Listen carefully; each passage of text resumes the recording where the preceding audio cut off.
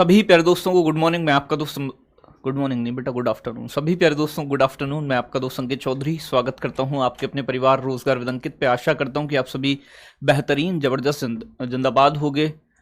शाहमीन अंसारी हैं, गौरव द्विवेदी हैं, आंचल हैं, दीपक शौरेन हैं, चलो गणेश कुशवाहत हैं, शिवांगी अहीर हैं, कुलदीप कुमार हैं, प्रियंका हैं, जितेंद्र कुमार हैं, यतेंद्र हैं, लक्ष्मी हैं, भोला गुज्जर मेरठ बहुत अच्छे, कन्हैया हैं, उज्जवल हैं, आयुष हैं। लास्ट क्लास में नेशनल इनकम के बारे में जाना और नेशनल इनकम को मैंने आपको लास्ट क्लास में बताया था, ठीक है ना भाई।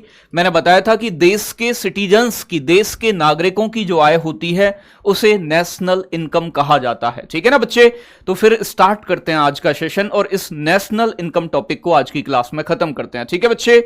तो बात करते हैं नेशनल इनकम की। तो नेशनल इनकम तक पहुंचने के लिए मैंने आपको बताया था कि जीडीपी निकालना पड़ता है। जीडीपी क्या होता है बेटा? एक साल में बनने वाली वस्तु और सेवाओं की जो मनी वैल्यू होती है उसे हम जीडीपी कहते हैं। मॉनिटरी वैल्यू, एक साल में देश की सीमा में कितनी वस्तु और सेवाएं बनी, वो जीडीपी है।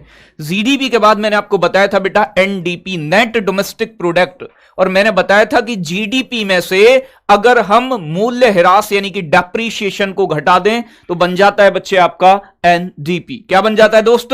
एनडीपी बन जाता है। बहुत अच्छे। आगे बात करूं मेरे साथी आपसे, अगर मैं बात करूं मेरे दोस्त आपसे, जीडीपी हो गया, एनडीपी हो गया, फिर आता है बच्चे आपका जीएनपी, ठीक है ना भाई, ग्रॉस नेशनल प्रोडक्ट।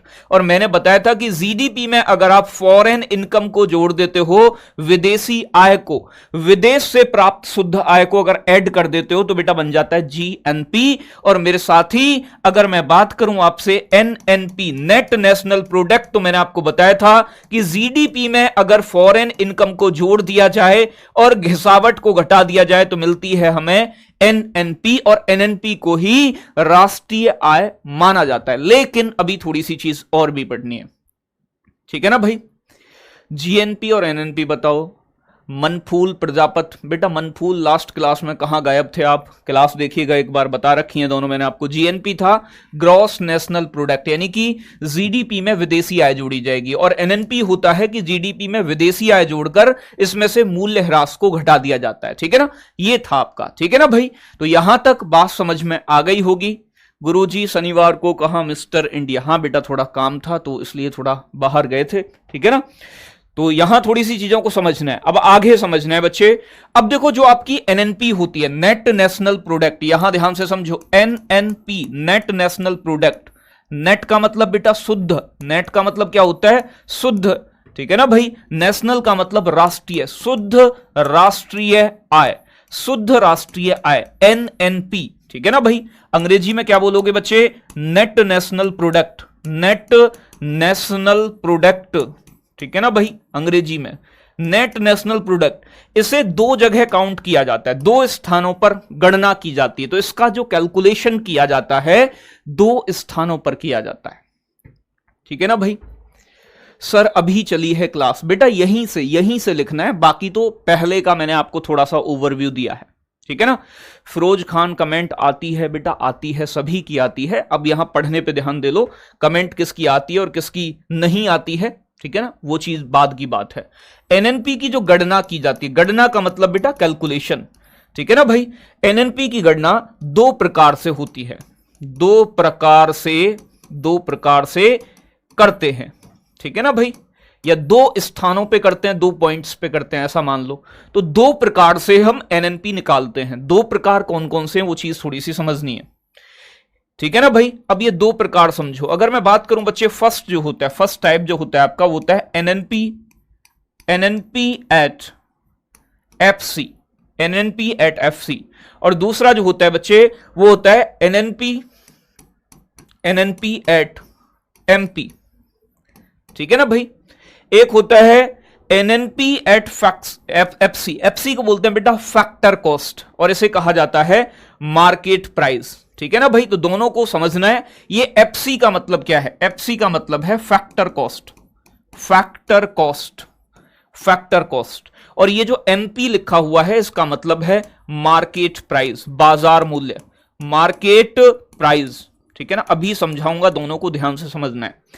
यानी कि हम राष्ट्रीय आय जो है शुद्ध राष्ट्रीय आय, इसे दो स्थान पे कैलकुलेट करते हैं।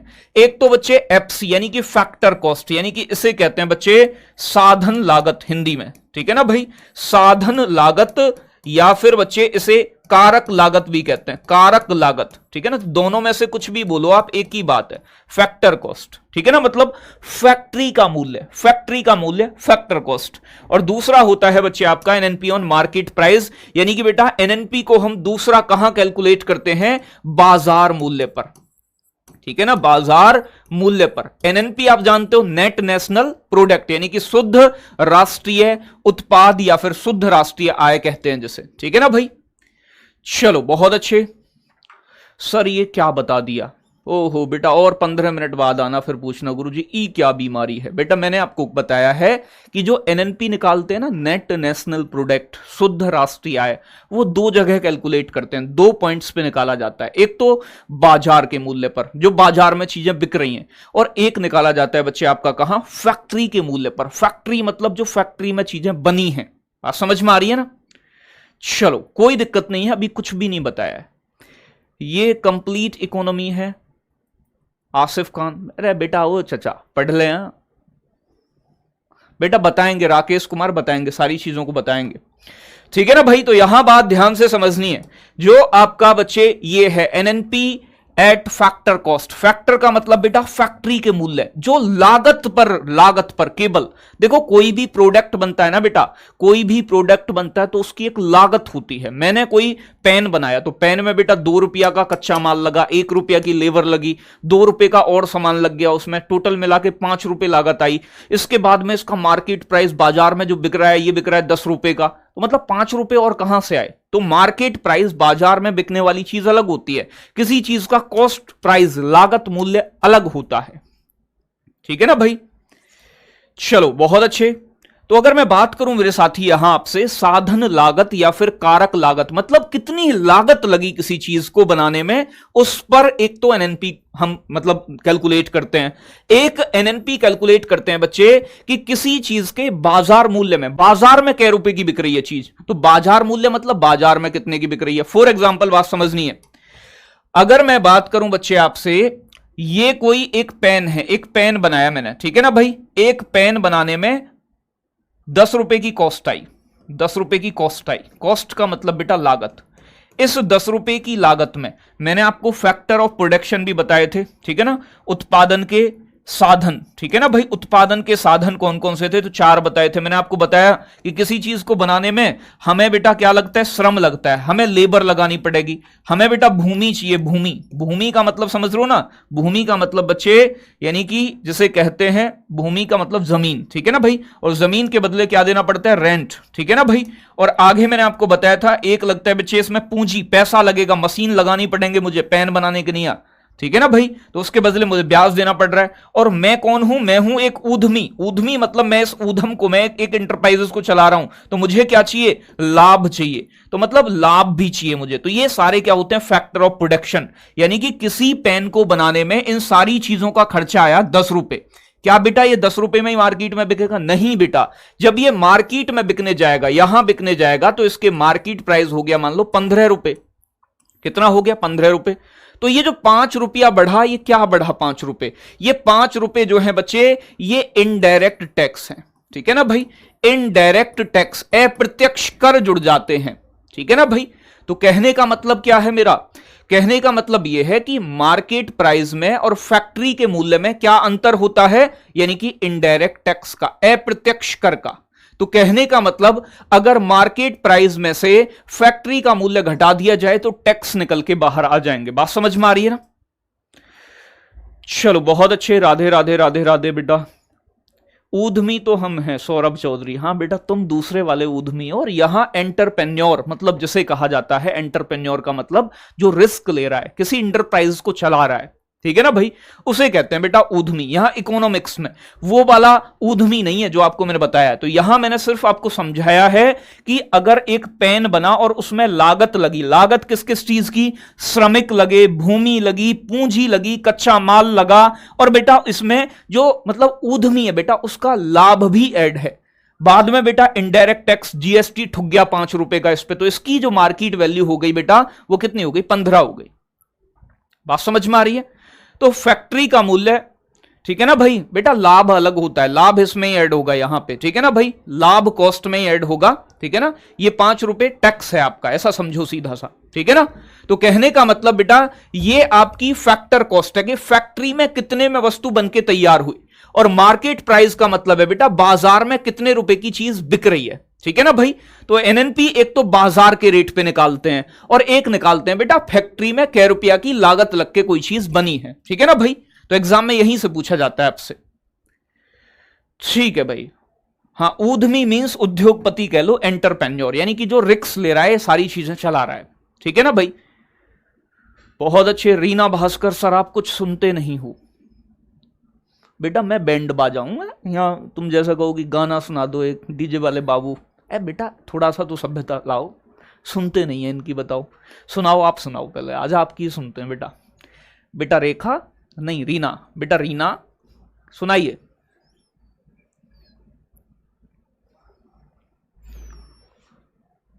आकाश मिश्रा, पैसा रिफंड क्यों कर दिया? तो मैं पैसे की टेंशन है, पढ़ना है तुम्हें मेरे से। बेटा रीना सुनाओ बेटा, ओ बेटा रीना, किधर गई गुड़िया, तुम्हारा मैसेज ही नहीं आया कोई दोबारा, ठीक है ना भाई। हाँ, कि क्वेश्चन कैसे आएगा, क्वेश्चन को भी बताएंगे, ठीक है ना भाई, क्वेश्चन को भी बताएंगे। तो भैया जो एनएनपी है ना हमारा, 2 स्थानों पे कैलकुलेट होना है।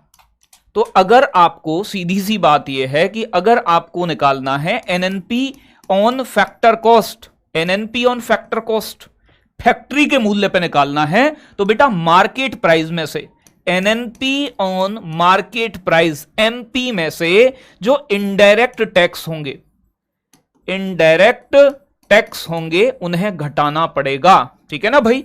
इनडायरेक्ट टैक्स, अप्रत्यक्ष करों को घटाना पड़ेगा। यानी कि मार्केट प्राइस किसी का अगर 15 रुपए था पीछे पेन का, ठीक है ना भाई, और बेटा इसमें से इनडायरेक्ट टैक्स 5 रुपया घटा दिए, तो किसी की हमें कॉस्ट वैल्यू पता चल गई, कितनी आ गई, 10 रुपए हो गई उसकी फैक्ट्री का मूल्य, कॉस्ट कितनी लगी उसे बनने में। और इसे ही बच्चे वास्तविक, यानी कि भैया यही आपकी नेशनल इनकम होती है, एनएनपी ऑन फैक्टर कॉस्ट, ठीक है ना भाई, नेशनल इनकम होती है, ठीक है ना। यही बेटा क्या होती है, आपकी राष्ट्रीय आय होती है, ठीक है ना भाई। अब देखो एग्जाम में प्रश्न कैसे पूछेगा। ज्योति ठाकुर, ऐसे ना बोला करो गुरुजी इतने प्यार से, ठीक है भाई, इतने प्यार से नहीं बोलेंगे। चलो भाई, सर साइड हो जाया करो। गुड़िया मैं यहां पढ़ाऊं ना पढ़ाऊं, क्या चाहते हो आप, मतलब मेरे से क्या उम्मीद कर रहे हो आप आज? अब देखो यहां ध्यान से समझना है बच्चे, जो मैं आपको बताने जा रहा हूं। एग्जाम में क्वेश्चन पूछेगा नेशनल इनकम क्या है, राष्ट्रीय आय क्या है, नेशनल इनकम क्या है, ऐसा पूछ लिया आपसे। राष्ट्रीय आय क्या है, पहली चीज ऑप्शन दे दिए ए बी सी डी, लिख देना इस क्वेश्चन को भी, ठीक है ना भाई, क्वेश्चन को लिख लेना, इंपोर्टेंट है। एनएनपी ऑन मार्केट प्राइस, ठीक है ना भाई, एनएनपी ऑन मार्केट प्राइस, बाजार मूल्य पर शुद्ध राष्ट्रीय उत्पाद। NNP on factor cost, factory के मूल्य पर शुद्ध राष्ट्रीय उत्पाद। GNP on market price, GNP on market price, GNP on factor cost, ऐसे दे देगा 4 ऑप्शन। अब पूछेगा राष्ट्रीय आय कौन सी है। एनएनपी का फुल फॉर्म नहीं पता तनुप्रिया को। गुड़िया तुम एक बात बताओ, कहां रहते हो, मतलब इसी गोला पे रहते हो या फिर दूसरे गोला के प्राणी हो? बेटा एनएनपी के बारे में कल, मतलब लास्ट क्लास में मैंने खूब बताया आपको, और ऊपर भी लिखा है। एनएनपी का मतलब होता है नेट नेशनल इनकम, या नेट नेशनल प्रोडक्ट कह सकते हो, नेट नेशनल प्रोडक्ट, ठीक है बच्चे। हिंदी में कहते हैं बच्चे से शुद्ध राष्ट्रीय उत्पाद, यह है आपकी एनएनपी, ठीक है ना। एनएनपी कैसे निकलती है, तो जीडीपी में विदेशी आय जोड़कर और मूल्य ह्रास को घटाकर। क्या होगा सही आंसर? बहुत अच्छे बेटा, रीना तो लौट के नहीं आई है। हां, बी इज करेक्ट आंसर बच्चे। तो एग्जाम में यही प्रश्न पूछता है आपसे कि राष्ट्रीय आय का है राष्ट्रीय आय, तो भैया शुद्ध राष्ट्रीय उत्पाद जो फैक्ट्री के मूल्य पर, कारक लागत या साधन लागत पर निकाला जाए, उसे ही नेशनल इनकम कहते हैं। यही है एक्चुअल में राष्ट्रीय आय। ठीक है ना भाई। तो NNP on factor cost is real national income. तो वास्तविक राष्ट्रीय आय क्या होती है? जब हम फैक्ट्री के मूल्य पर, लागत पर निकालें राष्ट्रीय आय को। ऐसे प्रश्न पूछेगा आपसे, और ऐसे आपने मार्केट प्राइस वाला लगा दिया तो क्वेश्चन गलत हो जाएगा, एक नंबर खो दोगे। ठीक है ना भाई। सर जी एक बार और समझाओ। बिल्कुल समझाएंगे बेटा, यहां समझो दोबारा से। मैंने आपसे कहा कि जो एनएनपी होता है ना, शुद्ध राष्ट्रीय उत्पाद, इसकी गणना दो स्थानों पर की जाती है। एक तो लागत, कै रुपए बनने में लागत लगी, और दूसरा होता है मार्केट प्राइस, बाजार मूल्य।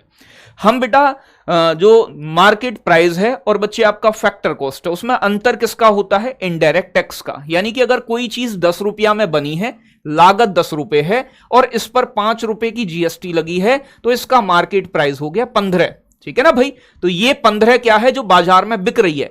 ये 10 रुपया क्या है? फैक्टर कॉस्ट, जो फैक्ट्री में बनकर तैयार हुई है। ठीक है ना। ये 5 रुपए किसके? इनडायरेक्ट टैक्स के, जो सरकार आपकी खोपड़ी पे लगाती है। ठीक है ना भाई। तो अगर आपको मार्केट प्राइस से फैक्टर कॉस्ट प्राप्त करना है, आपको यह बात नहीं पता कि फैक्टर कॉस्ट कितनी है, तो आप कैसे निकालोगे बेटा? 10 में से इनडायरेक्ट टैक्स को घटा दो। यानी कि मार्केट प्राइस, अगर हमें फैक्टर कॉस्ट निकालनी है तो हमें मार्केट प्राइस में से क्या घटाना पड़ेगा? इनडायरेक्ट टैक्स घटाना पड़ेगा। मार्केट प्राइस 15 है, 5 रुपया टैक्स है, तो फैक्टर कॉस्ट कितनी आई? 10 रुपया। तो कहने का मतलब क्या है? 10 रुपए किसी वस्तु को बनने वाली लागत, 15 रुपए वो वस्तु जो मार्केट में बिक रही है, 5 रुपया बेटा इनडायरेक्ट टैक्स। तो कहने का मतलब अगर मार्केट प्राइस में से इनडायरेक्ट टैक्स को घटा दिया जाता है तो हमें एनएनपी मिल जाता है, शुद्ध राष्ट्रीय उत्पाद मिल जाता है फैक्ट्री की मूल्य पर। ठीक है ना भाई। तो ये बात समझ में आई। श्वेता यादव, पहली बार पढ़ रही हूं इकोनॉमिक्स, बहुत अच्छा समझ आ रही है। बेटा जो खोपड़ी लगाते हैं इधर, उनकी सबकी समझ में आता है, और जिनका दिमाग बेटा कहीं और होता है, सर तो सुनते ही नहीं हो मेरी। अबे बेटा यहां सर कोई प्रेम भरी बातें करेंगे, सर का काम है पढ़ाने का, समझ में आना चाहिए। एक बार में नहीं आएगा, 2 बार बता देंगे, कोई दिक्कत नहीं है उसमें। ठीक है ना भाई।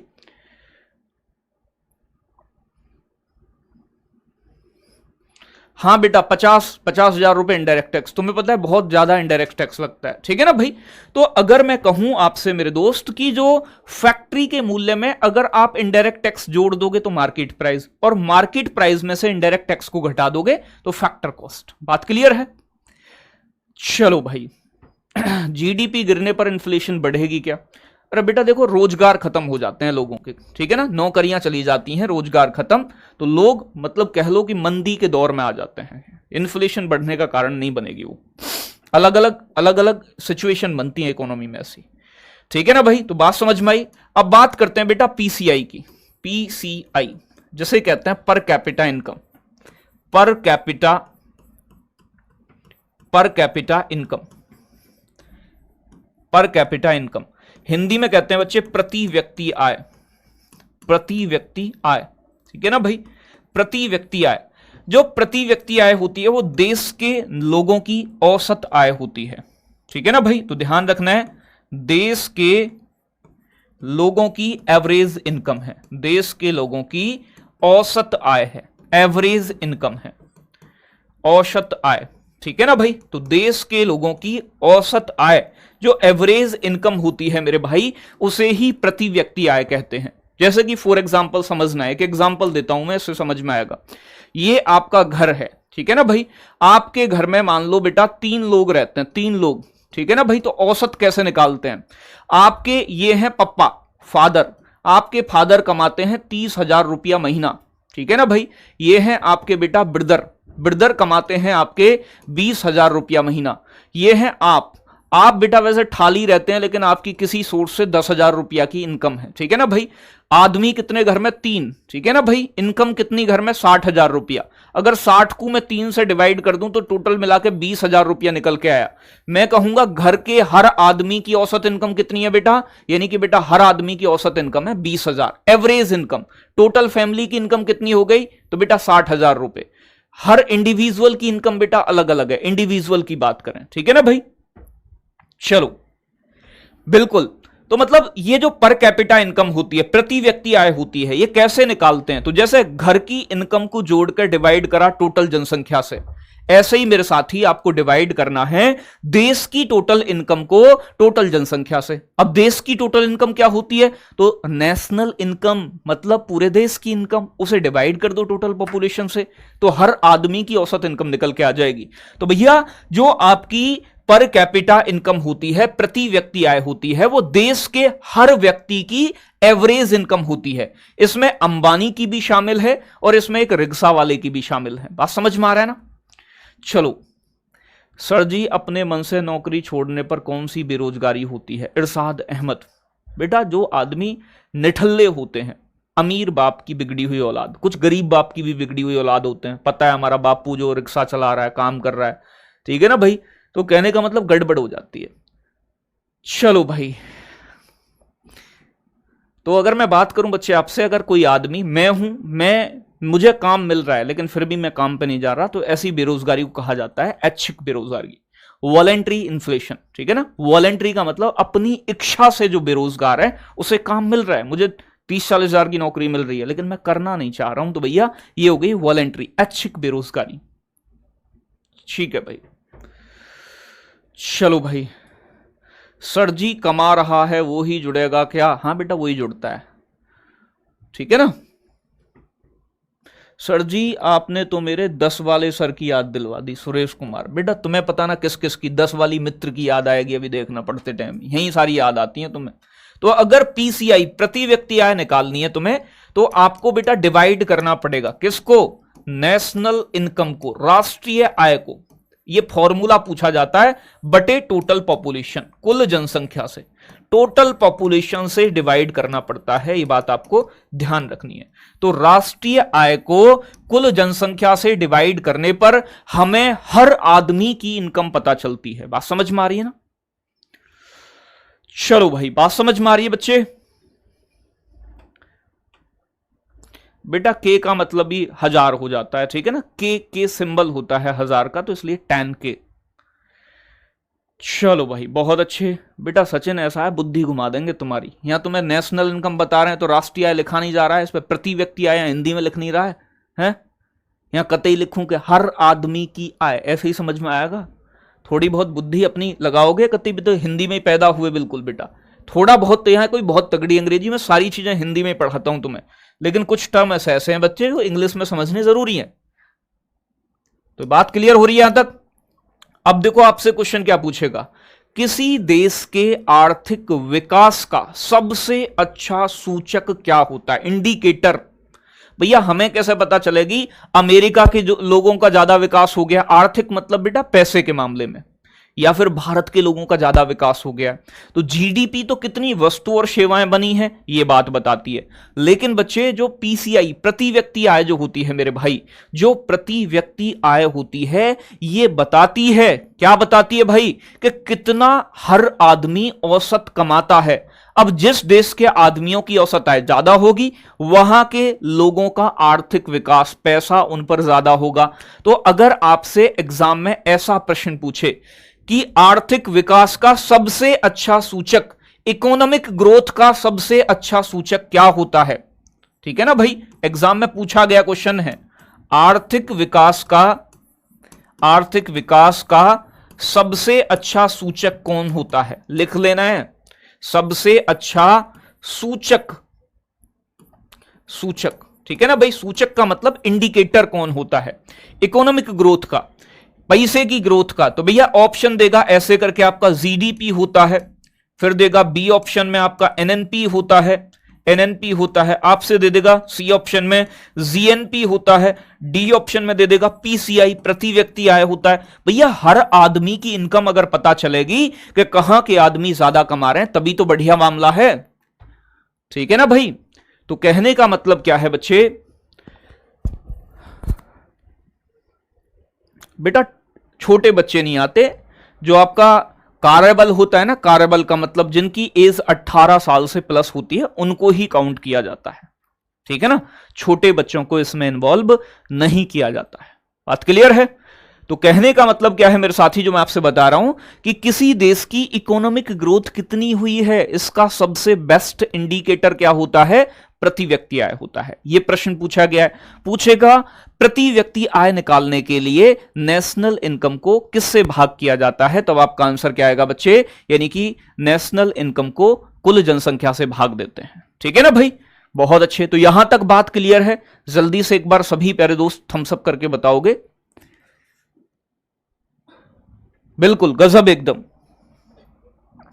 अब देखो जो आपकी बच्चे जीडीपी होती है ना, जीडीपी आपकी दो तरीके की होती है। जीडीपी भी दो स्थानों पर कैलकुलेट होती है, थोड़ा सा समझ लेना है। जो जीडीपी है, जीडीपी जानते हो ना, बताया था gross domestic product, gross domestic product. और बच्चे अगर अब भी इकोनॉमिक्स समझ में नहीं आई ना, तो भाई फिर आनी भी नहीं है, ये बात भी ध्यान रखना है। सकल घरेलू उत्पाद, ठीक है ना भाई, बात क्लियर हो रही है। क्योंकि मेरी बराबर देसी तरीके से शायद कोई इकोनॉमिक्स बेटा तुम्हें ना पढ़ाता देखेंगे अंग्रेजी बोलते हो दुनिया भर के मास्टर बेटा, तो बेटा वहां से तो तुम्हारी समझ में आनी है नहीं। अगर यहीं से नहीं आई तो बेटा कहीं से नहीं आएगी। ठीक है ना भाई।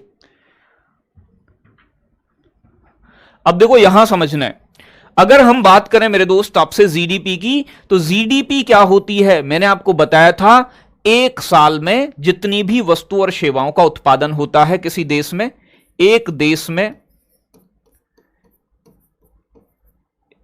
एक वर्ष में, ठीक है ना भाई, एक वर्ष में उत्पादित हुई वस्तु एवं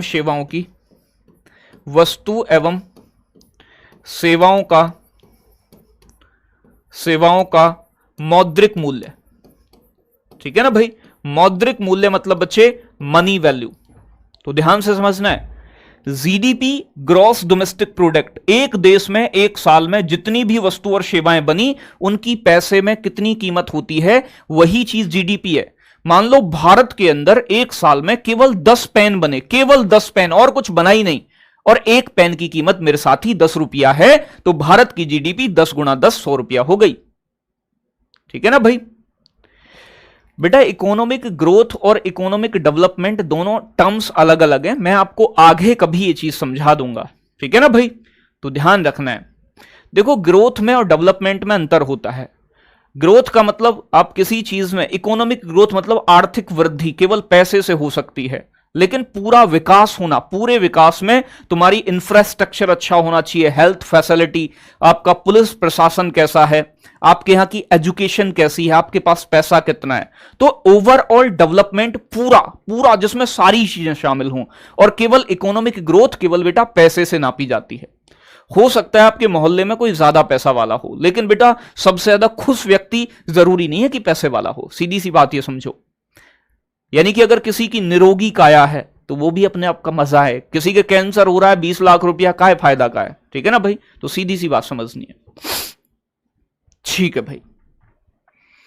रीना भास्कर, गुड़िया रीना इकोनॉमिक्स वेरी इजी है, ये बात आप कह रही हो, अच्छी बात है।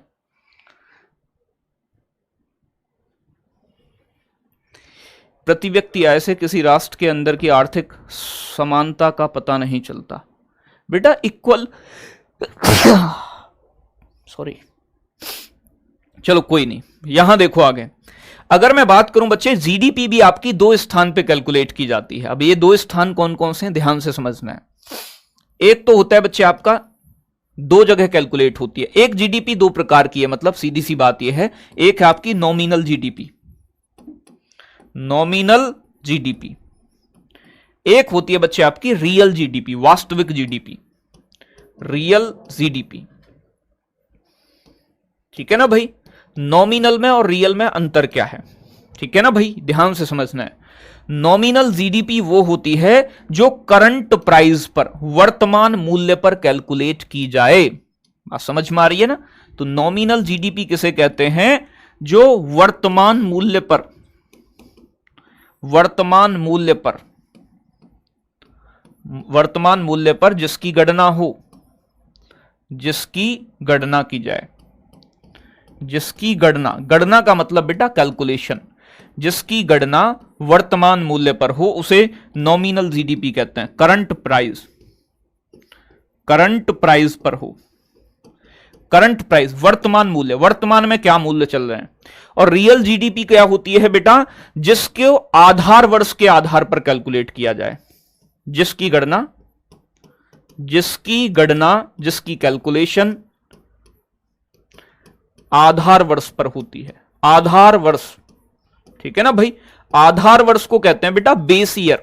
बेस ईयर मान के करते हैं, बेस ईयर मान के करते हैं, अभी समझाऊंगा, ठीक है ना भाई।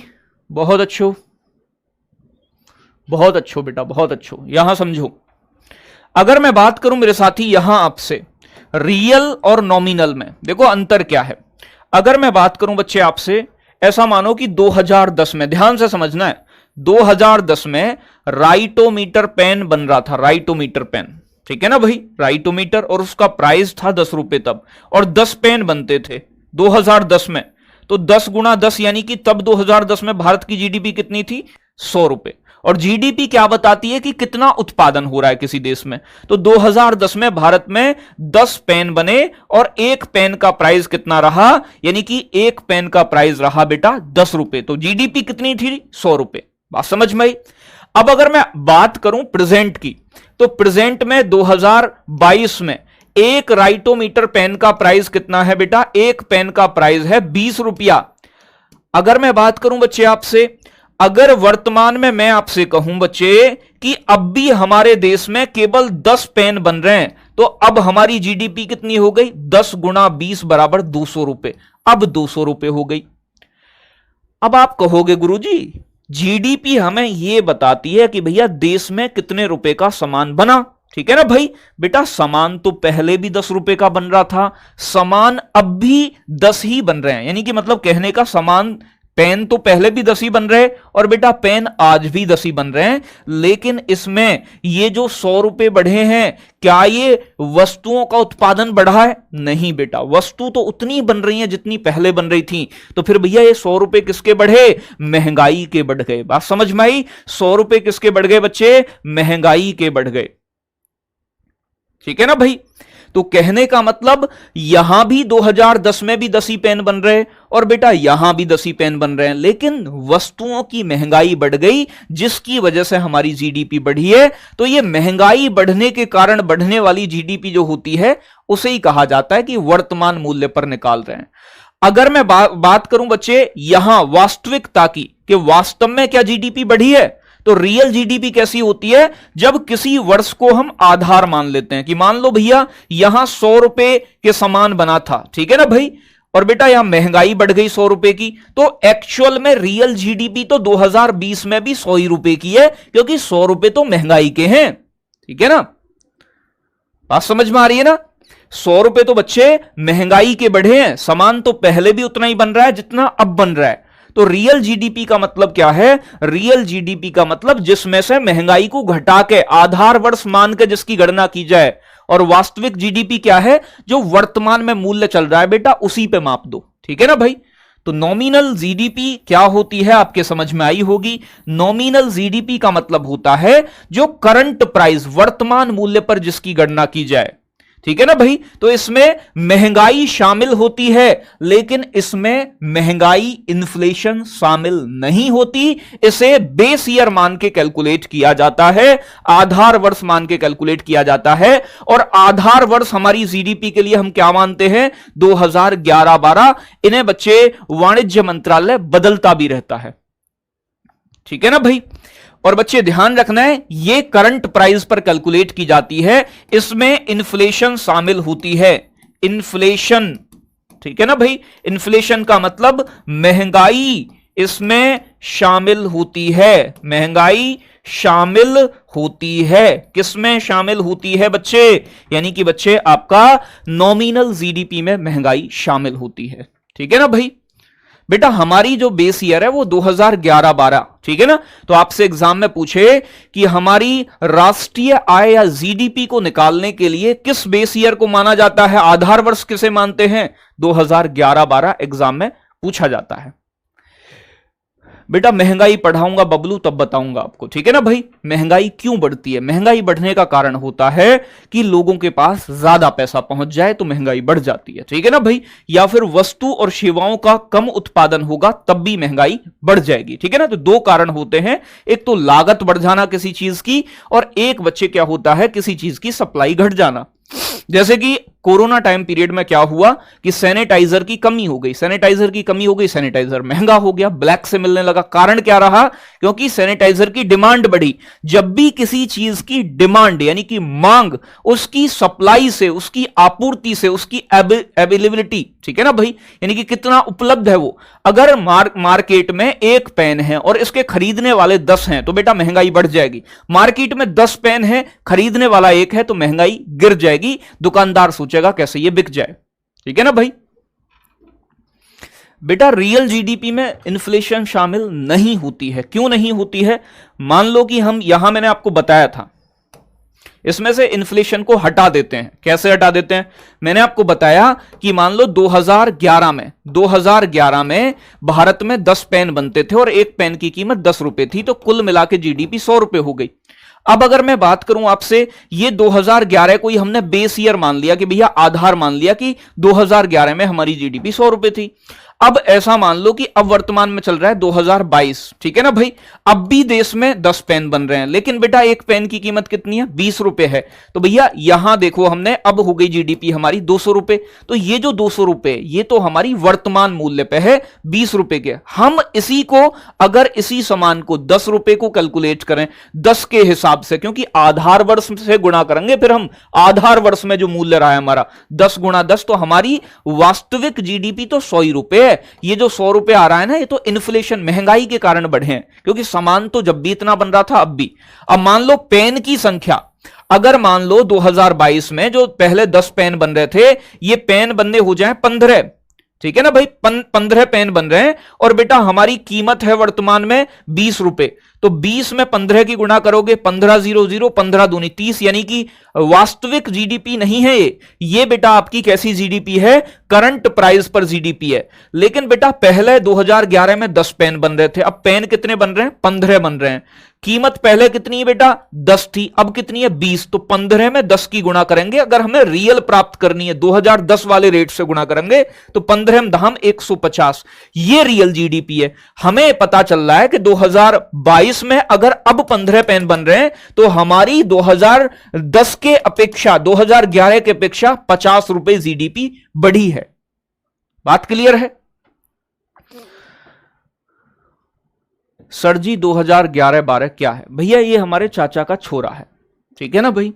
अरे मेरे भाई, मैंने बताया कि आधार वर्ष, किसी चीज को आधार मान लेना, बेस मान लेना, जिसके आधार पर हम कैलकुलेट करते हैं कि कितनी महंगाई बढ़ी है, ठीक है ना भाई। बेटा अभी भारत जो है, राहुल पंडित, 2021-22 की जीडीपी के अनुसार देखा जाए तो भारत विश्व की 6ठी सबसे बड़ी अर्थव्यवस्था है, ठीक है ना भाई, 6ठी सबसे बड़ी अर्थव्यवस्था है। तो जीडीपी के मामले में भारत की रैंक क्या है वर्ल्ड वाइज देखी जाए तो जीडीपी में भारत सबसे ज्यादा 6ठे नंबर पर विश्व में सबसे ज्यादा वस्तु और सेवाएं बनाता है। तो जीडीपी के मामले में, जीडीपी में भारत विश्व की 6ठी सबसे बड़ी अर्थव्यवस्था है। पहले 5वीं पे था, ये कम ज्यादा होता रहता है। सबसे बड़ी अर्थव्यवस्था है, ठीक है ना भाई। जीडीपी का मतलब ऐसा नहीं कि भारत अमीर है 6ठे नंबर पे, नहीं बच्चे, भारत अमीर नहीं है और ना ही भारत में सबसे ज्यादा अच्छी चीजें हैं।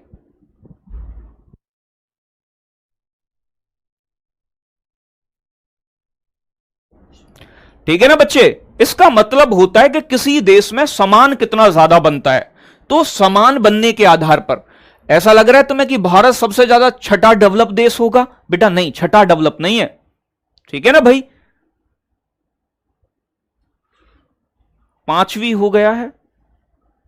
अच्छा ब्रिटेन से आ गए हम, तो बेटा यार जल्दी पल्दी में ही हुआ होगा, ठीक है ना। ठीक है ठीक है, 5वीं कर देंगे।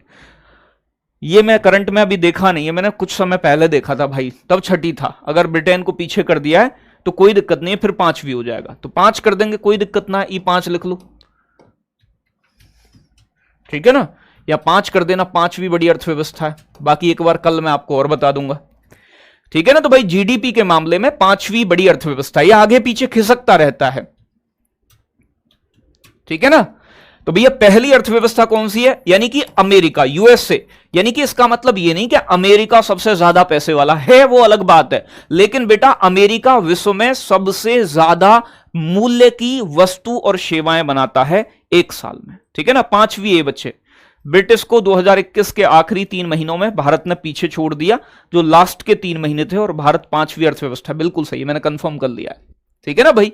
तो भैया पहली अर्थव्यवस्था अमेरिका है, दूसरी अर्थव्यवस्था बड़ी कौन सी हो जाएगा, चाइना, चीन हो जाएगा, तीसरी वाली कौन सा बच्चे, जापान हो जाएगा, जापान, ठीक है ना भाई। चौथी कौन सी हो जाएगा मेरे दोस्त, तो जर्मनी हो जाएगा, जर्मनी। और बच्चे भारत की अभी कौन सी बन गई है, 5वीं अर्थव्यवस्था, और छठी इसके बाद में यूके, यूनाइटेड किंगडम, यानी कि ब्रिटेन, जिसे हमने पीछे छोड़ा है, यूके की। तो कहने का मतलब यह है कि भारत वर्ल्ड में 5वें नंबर पर सबसे ज्यादा सामान अपने देश में बनाता है, ठीक है ना भाई। चलो, अरे भैया मान तो लिया, मान लिया शिव जी, मान लिया बेटा, आपकी 5वीं बड़ी अर्थव्यवस्था बताई है, ठीक है ना, छठी नहीं करी है, 5वीं कर दी है, ठीक है ना भाई। तो भारत वर्ल्ड में 5वें नंबर पे सबसे ज्यादा, ठीक है ना भाई, सबसे ज्यादा।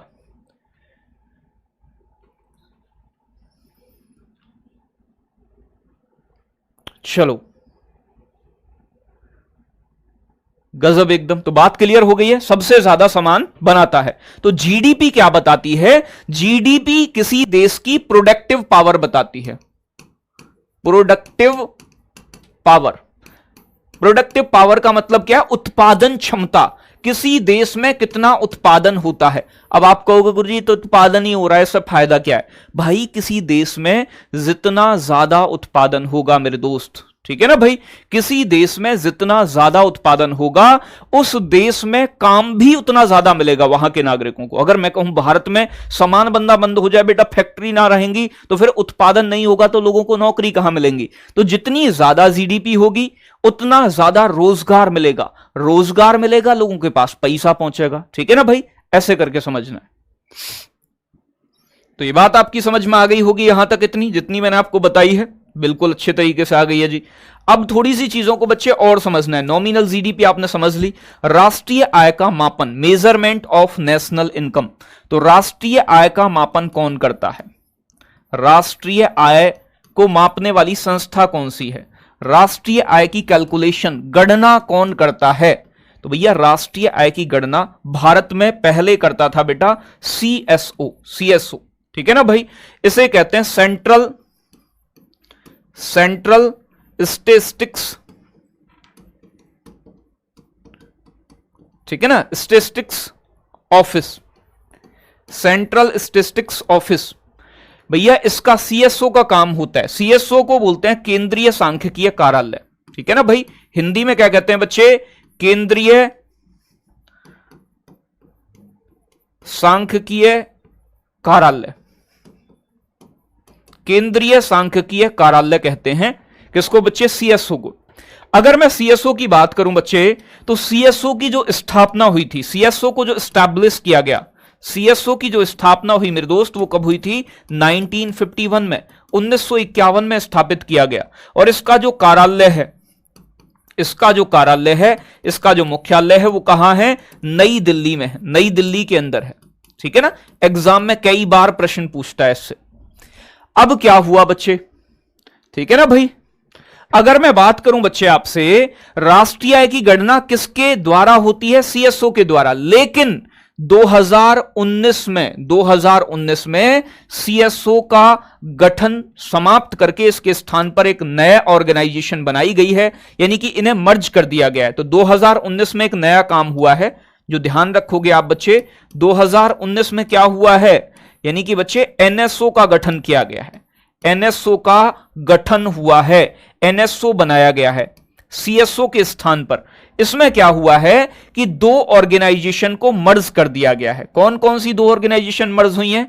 एक तो बच्चे आपकी सीएसओ और एक है बच्चे आपकी एनएसएसओ, जिसे कहते हैं नेशनल सैंपल सर्वे ऑर्गेनाइजेशन। ठीक है ना भाई, और ये आपका सेंट्रल स्टैटिस्टिक्स ऑफिस।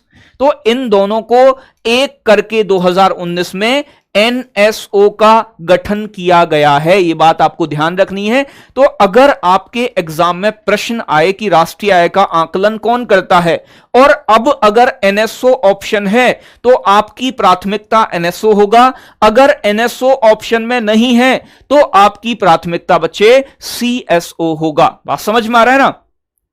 चलो बिल्कुल बच्चे। तो भैया 2019 23 मई 2019 में 23 मई 2019 में किसका गठन कर दिया गया है बेटा? एनएसओ का गठन। एनएसओ का गठन किन दो संस्थाओं को मिला के हुआ है? National Sample Survey Office organisation, राष्ट्रीय नमूना सर्वेक्षण कार्यालय। गरीबी से जुड़े हुए आंकड़े कलेक्ट करने का काम किसका था पहले बेटा? एनएसएसओ का था। बेरोजगारी से जुड़े हुए आंकड़े कलेक्ट करने का काम किसका था? एनएसएसओ का था। इन दोनों को मर्ज करके अब बनाया गया है एनएसओ। एनएसओ की फुल फॉर्म क्या है बच्चे? National statistics office. नाम बदल गया है इसका। पहले केंद्रीय था, सेंट्रल था बेटा, अब इसके स्थान पर इसका नया नाम क्या होगा? नेशनल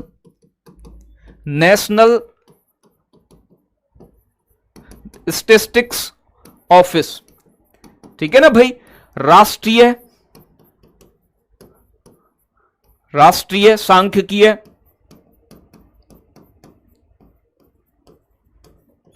कार्यालय। ठीक है ना भाई? राष्ट्रीय सांख्यिकीय कार्यालय। तो भैया इसकी स्थापना कर दी गई है। यह बात आपको थोड़ी सी ध्यान रखनी है, एग्जाम में पूछ सकता है कि अब कौन करेगा गणना बच्चे? एनएसओ करेगा। ठीक है ना? पहले कौन करता था? सीएसओ।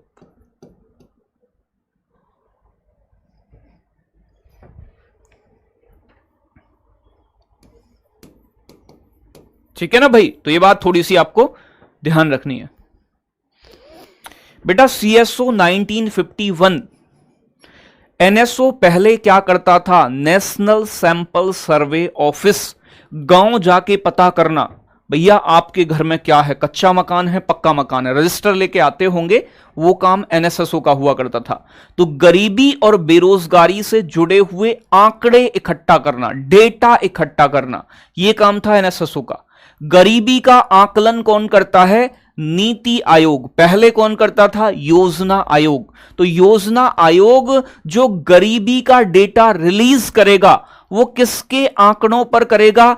एनएसएसओ के आंकड़ों पर। ठीक है ना भाई? तो अब जब ये दोनों मर्ज हो गए बेटा, तो दोनों मर्ज होने के बाद एनएसओ बन गया है। बात समझ में आ रही है ना?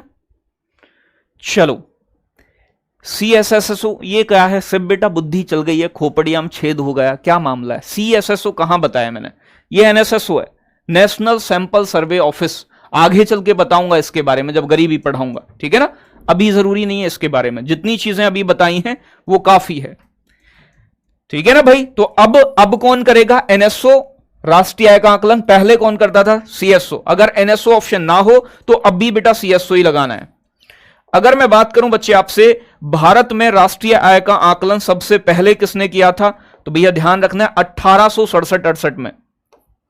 1867-68 में सर्वप्रथम दादा भाई नौरोजी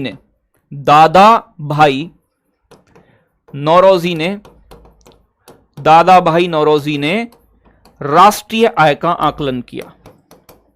राष्ट्रीय आय का आकलन किया था। तो एग्जाम में कई बार यह प्रश्न पूछा गया है कि भारत में राष्ट्रीय आय का आकलन सबसे पहले किस आदमी ने किया? दादा भाई नौरोजी ने 1867-68 में। इनकी एक किताब थी जिसका नाम था poverty and un-British rule in India. ठीक है ना भाई? दादा भाई नौरोजी की एक बुक है बेटा, the poverty and un-British rule in India. इस किताब में इन्होंने इसके बारे में जानकारी दी और भारत की प्रति व्यक्ति आय इस समय 20 रुपए इन्होंने बताई थी। किन्होंने? दादा भाई नौरोजी ने। तो ये बात आपको ध्यान रखनी है कि भारत की राष्ट्रीय आय का आकलन कौन करता है? भारत में सबसे पहले भारत की नेशनल इनकम को किसने कैलकुलेट किया था? दादा भाई नौरोजी ने। इनकी किताब का नाम the poverty and un British rule in India है, ठीक है ना भाई। और इनके समय में भारत की जो आय थी वो 20 रुपया प्रति व्यक्ति रही है, ठीक है ना भाई। सर हम गरीब हैं, हमें तो गरीबी पढ़ा दो। प्रियंका बटेर, ओ बेटा बटार बटेर जो भी है गुड़िया, गरीबी भी पढ़ेंगे, गरीब भी बनाएंगे तुम्हें, ठीक है ना। फिर अमीरी भी पढ़ाएंगे बेटा, अमीर भी बनाएंगे, निश्चिंत रहिएगा। अगर मैं बात करूं बच्चे आपसे, अगर साइंटिफिक मेथड की बात करूं, वैज्ञानिक विधि से, वैज्ञानिक तरीके से, साइंटिफिक मेथड से, तो भैया ध्यान रखना है 1931-32 में, 1931-32 में, ठीक है ना भाई, वैज्ञानिक विधि से यानी कि साइंटिफिक मेथड से, वैज्ञानिक विधि से नेशनल इनकम को कैलकुलेट किया गया। वैज्ञानिक विधि द्वारा राष्ट्रीय आय का आकलन किया गया, ठीक है ना भाई। तो वैज्ञानिक विधि से भारत की नेशनल इनकम को पहली बार कैलकुलेट किया था VKRV राव, ठीक है ना भाई। किसने किया था बच्चे? तो ध्यान रखना है उनका नाम क्या था? VKRV Rao, VKRV Rao. तो भैया VKRV राव द्वारा कैलकुलेट किया गया और इन्होंने जो भारत की प्रति व्यक्ति आय बताई थी वो बताई थी 62 रुपए, ठीक है ना भाई। दादा भाई नौरोजी ने कितनी बताई? 20 रुपया। तो यहां 1931-32 तक बढ़ के कितनी हो गई थी? 62 रुपए हो गई थी। चलो भाई बेटा, अब लगभग आपकी 1 लाख रुपए के आसपास भारत की नेशनल इनकम है, ठीक है ना भाई, वर्तमान में। मतलब प्रति व्यक्ति आय, नेशनल इनकम नहीं, प्रति व्यक्ति आय। तो बात क्लियर है, आप सभी जानते हैं। और भैया राष्ट्रीय आय या फिर जीडीपी कैलकुलेट करने के लिए हमें एक क्या मानना पड़ता है, ठीक है ना भाई, फाइनेंशियल ईयर। फाइनेंशियल ईयर एक होता है बेटा हमारा वित्तीय वर्ष जिसे कहते हैं। कई बार पूछ लेता है कि वित्तीय वर्ष क्या है हमारा, फाइनेंशियल ईयर क्या है। तो आपको ध्यान रखना है बेटा 1 अप्रैल से स्टार्ट होता है हमारा फाइनेंशियल ईयर और बच्चे चलता है 31 मार्च तक। यानी कि हम जो अपनी राष्ट्रीय आय को कैलकुलेट करते हैं वो बच्चे 1 अप्रैल से लेके 31 मार्च तक करते हैं। सभी देशों का अपना अपना अलग अलग फाइनेंशियल ईयर होता है। भारत का फाइनेंशियल ईयर बच्चे 1 अप्रैल से 31 मार्च है, ठीक है ना भाई। चलो बहुत अच्छे, गजब बच्चे, बिल्कुल। पूजा शर्मा गुड़िया वेलकम वेलकम बेटा। VKRV राव का फुल फॉर्म मुझे याद नहीं है प्रेजेंट में, आप एक बार सर्च कर लीजिएगा, मिल जाएगा आपको, ठीक है ना। मैं आपको उल्टा सीधा बताऊं वो मुझे नहीं आता है, ठीक है ना, नहीं पता है अभी मुझे प्रेजेंट में, तो मैं कल बता दूंगा चाहे तो, ठीक है ना। हालांकि नाम कभी इनका पूरा पूछा नहीं गया है, VKRV राव ही देता है। विजेंदर कस्तूरी रंगन, ठीक है ना भाई, विजेंदर कस्तूरी रंगन, ऐसे ही करके कुछ नाम है बेटा, बाद में राव है। विजेंदर कस्तूरी रंगन, इतना तक तो एक वी और है बेटा लास्ट में, ठीक है ना। चलो बहुत अच्छे। तो ये क्या है, फाइनेंशियल ईयर क्या होता है? 12 महीने का एक समय होता है, 12 माह का, ठीक है ना भाई। 12 माह का एक टाइम होता है जिसमें कोई किसी भी देश की सरकार अपने लेखा जोखा अकाउंटिंग का काम करती है, ठीक है ना भाई। क्या करती है बेटा? अकाउंटिंग का काम करती है, यह बात ध्यान रखनी है। चलो बहुत अच्छे, तो यहां तक बात आपने समझी। अब अगर मैं बात करूं बच्चे, 3 मेथड होते हैं राष्ट्रीय आय को काउंट करने के लिए, 3 मेथड यूज किए जाते हैं भारत में, ठीक है ना भाई। तो भैया ध्यान रखना है, कितने मेथड? 3 मेथड हैं, 3 मेथड्स हैं, 3 तरीके हैं राष्ट्रीय आय को कैलकुलेट करने के। तो भैया राष्ट्रीय आय की गणना करने के लिए भारत में 3 तरीकों का प्रयोग किया जाता है। एग्जाम में पूछता है और 3 में से एक नहीं देगा, 3 एक ऑप्शन अलग दे देगा, ठीक है ना भाई। तो सीधी सी बात यह समझनी है कि एक तो होता है इनकम मेथड जिसे कहते हैं बेटा आय विधि। तो आय विधि से भारत की नेशनल इनकम कैलकुलेट की जाती है। एक होता है बच्चे आपका व्यय विधि, एक्सपेंडिचर मेथड, ठीक है ना भाई, व्यय विधि। और एक होता है बच्चे आपका जिसे कहते हैं बच्चे आपका उत्पाद विधि, प्रोडक्शन मेथड, ठीक है ना, उत्पादन विधि। तो ये 3 मेथड हैं जिनकी द्वारा, ठीक है ना भाई। पहला मेथड कौन सा हो गया? इनकम मेथड, आय विधि का यूज करते हैं, इनकम मेथड। और एक होता है बच्चे एक्सपेंडिचर मेथड, एक्सपेंडिचर मेथड, ठीक है ना भाई। और तीसरा होता है बच्चे उत्पाद विधि, मतलब जिसे कहते हैं प्रोडक्शन मेथड, ठीक है ना। और आपसे यह क्वेश्चन कई बार पूछा गया है कि आपको 4 ऑप्शन दे देगा, इनमें से एक अलग मेथड दे देगा, ठीक है ना भाई। कह देगा मैट्रिक्स मेथड, ठीक है ना भाई, मैट्रिक्स विधि। तो भैया इनकम है, एक्सपेंडिचर है, प्रोडक्शन है, इन तीनों मेथड को यूज करके क्या निकाली जाती है बच्चे, नेशनल इनकम। तो नेशनल इनकम टॉपिक हमारा बेटा जड़ से खत्म हो गया है। मिलेंगे कल की क्लास में। सभी प्यारे दोस्तों को नमस्कार, Jai Hind, bye bye, love you, take care. कोई भी डाउट हो डाउट ग्रुप में मुझे टैग कीजिएगा, भेजिएगा, उसका आंसर मैं जरूर करूंगा, ठीक है बच्चे। सभी प्यारे साथियों को लव यू, टेक केयर बच्चे।